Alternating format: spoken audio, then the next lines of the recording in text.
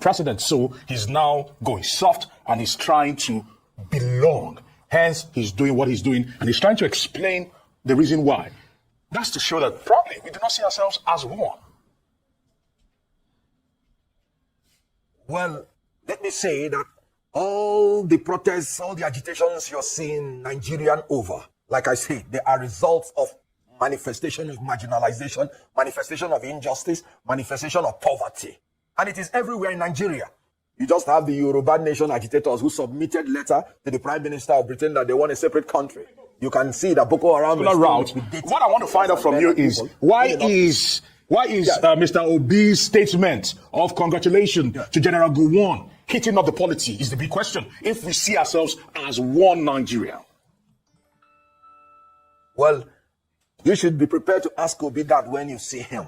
I've always said that it is good for a leader to always think before he talks. In other words, before you make a statement, it must be a statement you have thought through, and you should be able to stand by it. You should not be, a fair weather kind of leader that when they push you this side, you will explain. When they push you this side, you will explain. You should be able to articulate your view at any point and stand by it. However, like I said, no human being is infallible. He does not need to explain if he is sure what he's saying, that he believes in it.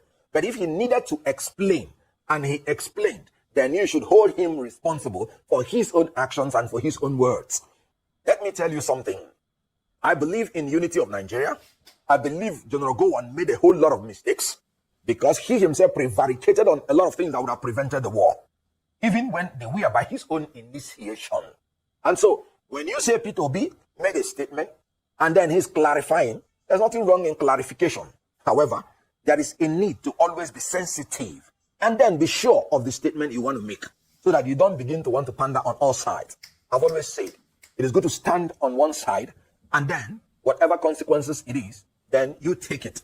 I don't have anything against anybody saying anything. It's a free word, freedom of expression, but you should be able to stand by your word. I don't think it has anything to do with the unity of Nigeria, because what Nigerians are looking out for now, like I said, is competent leaders of capacity. So if he expressed his opinion and withdrew it or modified it, that is his right to do, and he's entitled to it. Now, Mr. Okonkwo, you said earlier, that the factors dividing Nigeria is not ethnic or religious affiliated, but you said corruption and bad leadership. However, some analysts, believe politicians usually use the divide and rule tactic. They use ethnicity, they use religion, to divide Nigerians in order to win election, like we witnessed in 2023. So how can Nigerians, as a people, how can the electorate rise above this very common gimmick? Very good. Now, let me first of all agree with you that part of the incompetence of these leaders is having no policies to use to convince the people. They resort to such primordial sentiments. And that's why I'm saying that it is no longer part of our problem. Why am I saying that? The president threw up all the ethnic cards, a Miloko, and I don't know how to speak all this, so let me not speak the one that will nail me here. But I always hear of Yoruba Rono, I don't even know what it means. However, after doing all these things, he lost his state. After saying Muslim ticket, he did not even impress anybody. He still had the least votes as in relative to the opposition. So they exploit that tendency, but Nigerians have outgrown that. They win by rigging. They win by electoral violence, manipulation, and corruption. They don't win anymore by ethnic sentiments and religious fanaticism. That's what I'm saying.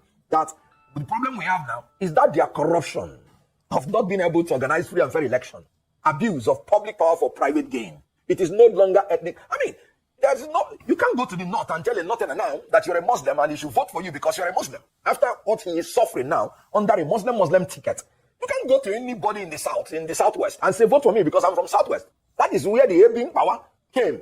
So I agree with you that some of these leaders, because they don't have anything, any policy to show to the people, they try to exploit such primordial sentiments. But they are fading away, even as these incompetent and corrupt leaders are fading away out of the hemisphere of Nigeria. Nigerians must rise in the interest of a united Nigeria, for the sake of the black man, for the sake of Africa, and for the sake of all of us, knowing that our diversity is our strength, knowing that united we stand, knowing that we will achieve economy of scale if we are together. Let me give you an example. If this country is divided into 6, what it means is that each of those 6 must have their own army, air force, navy, police differently, meaning it will cost us 6 times to govern Nigeria, what is causing us now once. Do you think the British, they are not wise when they amalgamated the South and the North? They did not tell us that the reason is so that they will achieve lesser cost of governance. And it has nothing to do with trying to make us to live together. We should take advantage of that. Take advantage of economy of scale. Take advantage that when we live together under rule of law, there is no challenge we will not overcome. We are building a more progressive and perfect union as we go on. It is a process. It's not an incident. Building a more perfect union. Even United States, they are still progressing in building their union. So whatever challenges we have, every Nigerian should know that it's surmountable and should not always be thinking about dividing Nigeria and separating Nigeria. We are a united nation, indissoluble and indissolvable under God. And we should move on in that capacity. Do some people share the sentiment will be the big question. Because for those who went through the war and those who were told about the war, maybe the Generation X might not be able to relate. But when you talk to every Igbo trader in Nigeria, maybe in Lagos, for example, and you talk to probably upwardly mobile Igbo men in their 50s, their 60s, they do not share the sentiment because hence we have people that are sympathetic to the causes of Nnamdi Kanu, apologies for the likes of Simon Ekpa. They still have a lot of cult following.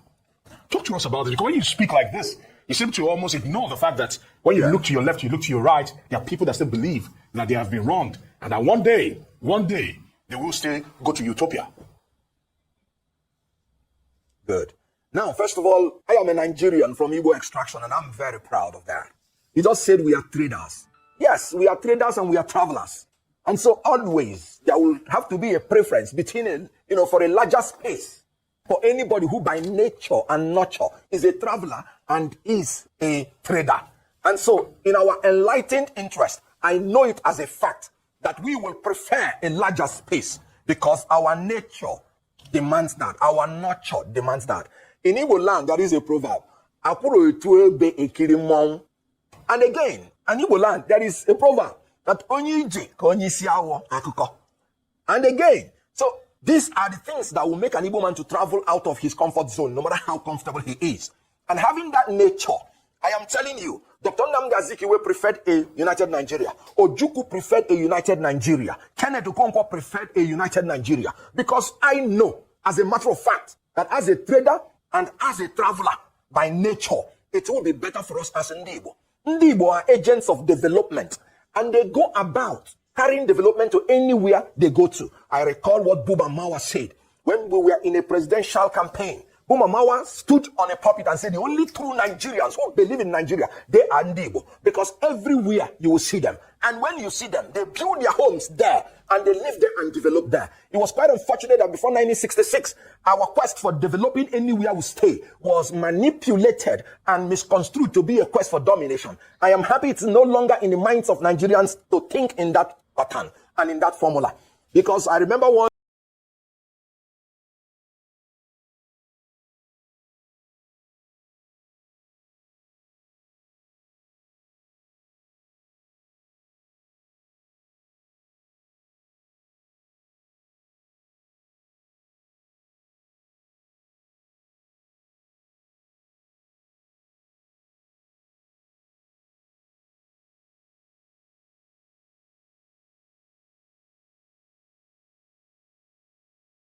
man is shouting that Biafra must come because the country living in bondage. Nollywood star said Biafra must come. Country living in bondage. Thank you and God bless.